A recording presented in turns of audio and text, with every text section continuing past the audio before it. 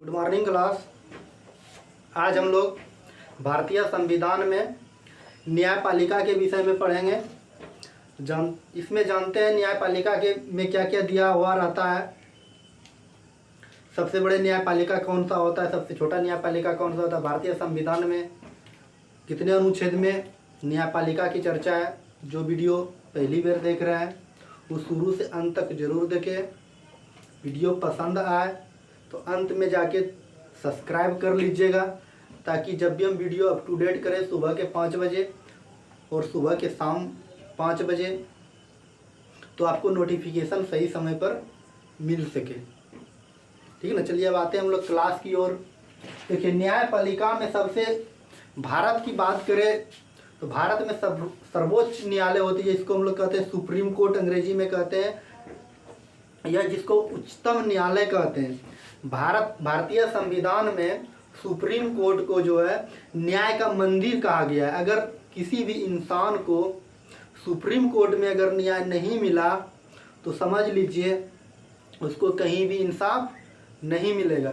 इसके बाद आते हैं उच्च न्यायालय, जिसको हम लोग अंग्रेजी में कहते हैं हाई कोर्ट। ठीक, अब देखिए हाई कोर्ट के बाद क्या हो जाता है। हाई कोर्ट जो होता है लगभग प्रत्येक स्टेट में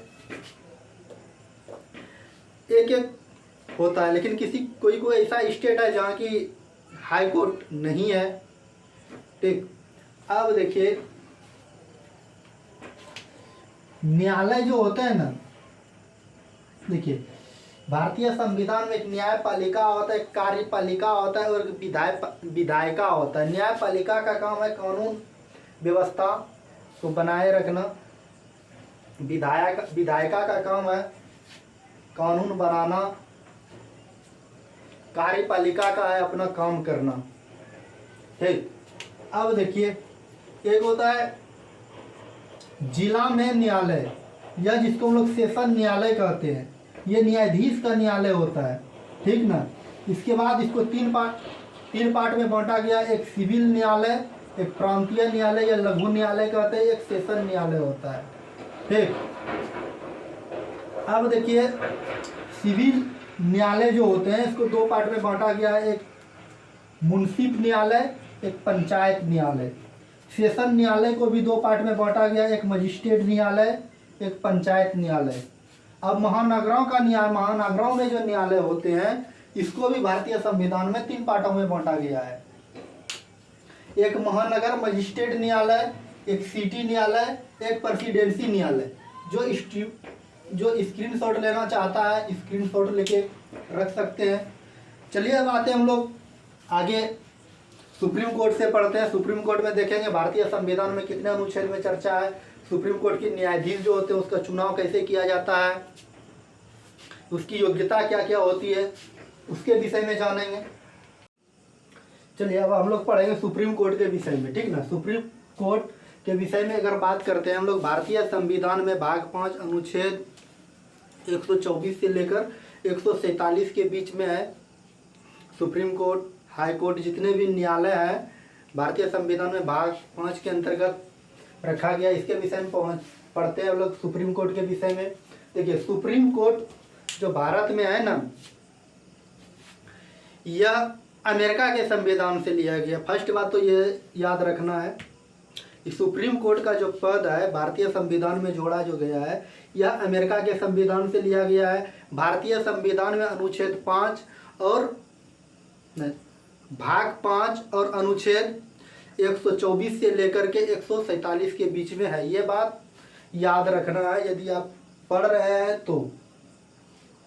अब देखिए भारत में जो जोड़ा गया सुप्रीम कोर्ट जो लाया गया, ये भारत शासन अधिनियम 1935 के तहत भारत में जब अधिनियम, हमारा देश गुलाम था, जब अधिनियम 1935 में आया था तो उसी समय कहा गया भारत में एक क्या होगा, सुप्रीम कोर्ट की स्थापना की गई।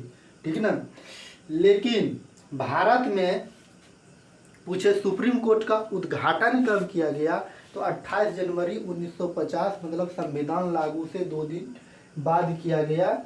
ठीक, अब देखिए अनुच्छेद 124 में चलते हैं। जो भारत सुप्रीम कोर्ट या उच्चतम न्यायालय में दिया है अनुच्छेद 124 क्या कहता है। अनुच्छेद 124 यही कहता है भारत में एक सर्वोच्च न्यायालय होगा, ठीक, जिसमें न्यायाधीश की संख्या निर्धारण भी किया गया है। देखिए वर्तमान में बात करें ना तो न्यायाधीश की संख्या कुल मिलाकर के 34 है। एक मुख्य न्यायाधीश है, 33 अन्य न्यायाधीश है। लेकिन समय समय पर जिस तरह से जनसंख्या में वृद्धि हो रही है, यह सही से वहाँ काम नहीं हो पा रहा है, कि कुछ केस पेंडिंग में रह जाता है, तो संसद को यह अधिकार है साधारण बहुमत से सुप्रीम कोर्ट की न्यायाधीश की संख्या में कमी करने का भी और वृद्धि करने का भी। ऐसे कई बार किया गया भी है भारतीय संविधान में। बात करते हैं 1986 ईस्वी में, उस समय भारतीय संविधान में जो है सुप्रीम कोर्ट में जज की संख्या 7 से बढ़ाकर 25 कर दिया गया। 2008 में 25 से 30 कर दिया गया। फिर वर्तमान में कितने कर दिया गया है, 34 कर दिया गया है, ठीक ना। अब देखिए हाई कोर्ट जो होता है, हाई कोर्ट में न्यायाधीश की संख्या कमी या वृद्धि करने का अधिकार राष्ट्रपति को होता है। देखिए राष्ट्रपति साहब जो होते हैं नाम का सिर्फ होते हैं, काम तो सब क्या करते हैं, सांसद, क्योंकि सांसद ही राष्ट्रपति को चुनते हैं, इसीलिए बात समझे। अब देखिए सुप्रीम कोर्ट की योग्यता, मतलब योग्यता का मतलब जज की योग्यता। सुप्रीम कोर्ट का जज कौन व्यक्ति बन सकता है। इसे अगर कह दिया कि सुप्रीम कोर्ट का जज बनने के लिए तो लाइन लग जाएगा ग्रुप डी के तरह, जैसे फॉर्म भरा था उसी तरह, लेकिन इसमें भी कुछ शर्त रखा गया है, ठीक ना। अब देखिए शर्त क्या रखा गया, पहला नंबर कंडीशन यही है कि वह भारत का नागरिक होना चाहिए। भारत में जितने भी संवैधानिक पद है या और सब भी पद है, सबसे पहले क्या होना चाहिए, वह भारत का नागरिक होना चाहिए। और इसके बाद क्या है, वह एक या एक से अधिक विभिन्न हाई कोर्ट में 10 वर्ष या 10 वर्ष से अधिक अधिवक्ता मतलब वकील के रूप में रहा हो। बात समझे।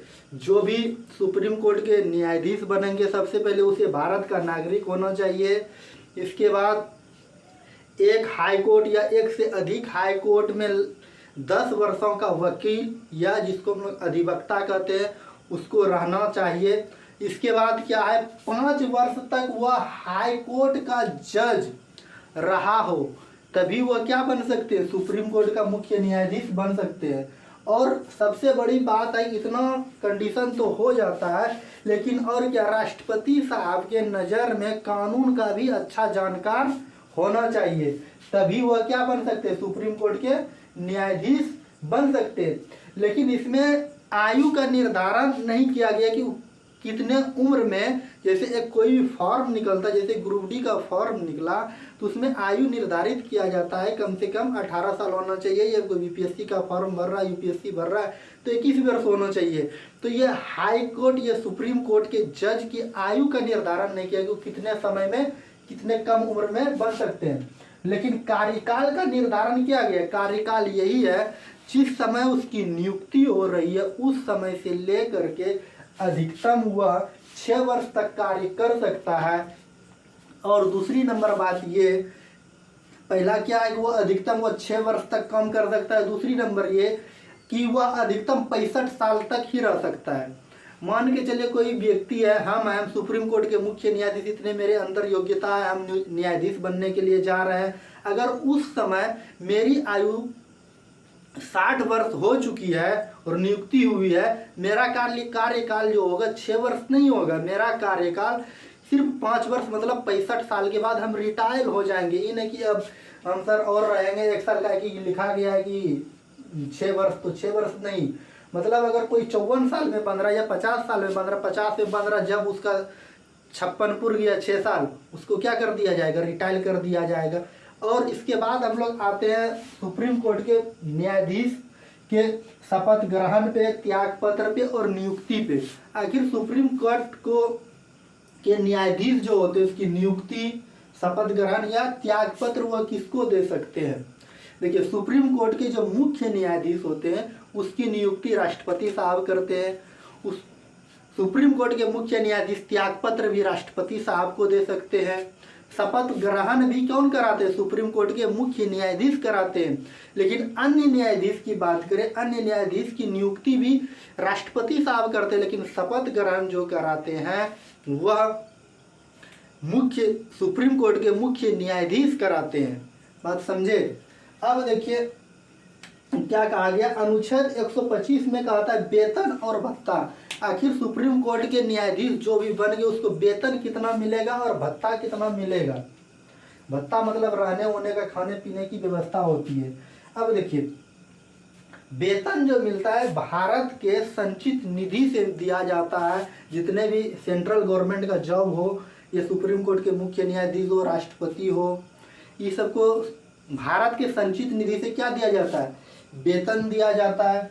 और इसके बाद सुप्रीम कोर्ट के मुख्य न्यायाधीश जो होते हैं उसका वेतन लगभग जो है 2,80,000 रुपया प्रति माह है। लेकिन अन्य न्यायाधीश जो 33 होते हैं उसका उन सब न्यायाधीश का वेतन जो होते हैं 2.5 लाख रुपए प्रति माह होते हैं। बात समझे? अब चलिए इसके बाद अनुच्छेद 125 पढ़ा दिए, अनुच्छेद 26, 27, 28 क्या दिया हुआ है। चलिए इससे पहले हम लोग सुप्रीम कोर्ट के विषय में पढ़ लिया, अब हाई कोर्ट के विषय में पढ़ते हैं। देखते हैं भारतीय संविधान में हाई कोर्ट की चर्चा भाग 6 अनुच्छेद 214 से लेकर 231 के बीच में है। यह हमारे देश में भारत शासन अधिनियम 1935 के तहत लिया गया है। ठीक है ना? भारत में सुप्रीम हाई कोर्ट का जो गठन किया गया है 1861 ईस्वी में, और स्थापना एक ही साथ में 3 जगह किया गया है, जो तीनों छोर पे किया गया है। जहाँ की एक जगह का सबसे पहले नाम आता है कोलकाता, मुंबई और मद्रास। मद्रास का अभी का नाम चेन्नई है, पुराना नाम मद्रास था। ठीक है ना? जिसको हम लोग तमिलनाडु की राजधानी कहते हैं। ठीक, इलाहाबाद हाई कोर्ट की स्थापना कब हुई? 1866 ईस्वी में। और देखिए इसमें कहा गया है कि प्रत्येक राज्य के लिए क्या हो गया, हाई कोर्ट की व्यवस्था की गई है भारतीय संविधान में। लेकिन कुछ कुछ ऐसे राज्य हैं जहाँ की अभी भी हाई कोर्ट नहीं है। अब देखिए जब हमारा संविधान बनकर तैयार हुआ, जब भारत शासन अधिनियम 1935 के तहत हाई कोर्ट को जोड़ा गया, उसमें कहा कि प्रत्येक राज्य के लिए एक हाई कोर्ट होगी।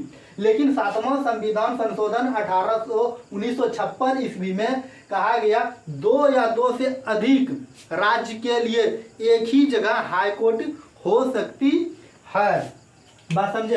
अब देखिए राष्ट्रपति के जो मुख्य न्यायाधीश होते हैं इसकी नियुक्ति राष्ट्रपति करते हैं। इसका शपथ ग्रहण जो कराता है, जिस राज्य में नियुक्त होता है उसी राज्य के राज्यपाल शपथ ग्रहण कराते हैं। जैसे एग्जाम्पल के तौर पर अगर किसी हाई कोर्ट के न्यायाधीश की नियुक्ति राष्ट्रपति साहब बिहार के लिए कर रहे हैं, तो बिहार के जो राज्यपाल होते हैं वही शपथ ग्रहण कराते हैं बिहार के पटना हाई कोर्ट के मुख्य न्यायाधीश को। ठीक, अब देखिए योग्यता क्या होना चाहिए? सबसे पहले तो भारत का नागरिक होना चाहिए। दूसरी नंबर की जिला कोर्ट में वो 10 वर्ष का जज रहा हो। जिला कोर्ट मतलब डिस्ट्रिक्ट कोर्ट जिसको कहते हैं वो 10 वर्ष का जज रहा हो। और हाई कोर्ट में क्या रहा हो? 10 साल का वकील रहा हो। और उसकी कार्यकाल जो होता है 62 वर्ष होता है। ठीक, और त्यागपत्र जो नियुक्त करते हैं राष्ट्रपति साहब क्या करते हैं, हाई कोर्ट के मुख्य न्यायाधीश की नियुक्ति करते हैं तो त्यागपत्र वो उसी को दे सकते हैं। वेतन जिस राज्य में नियुक्त होता है उस राज्य के संचित निधि से दिया जाता है। और पेंशन जो है जिस भारत के संचित निधि से दिया जाता है। चलिए अब हाई कोर्ट को इसी जगह समाप्त करते हैं। अब आगे का क्लास नेक्स्ट डे होगा।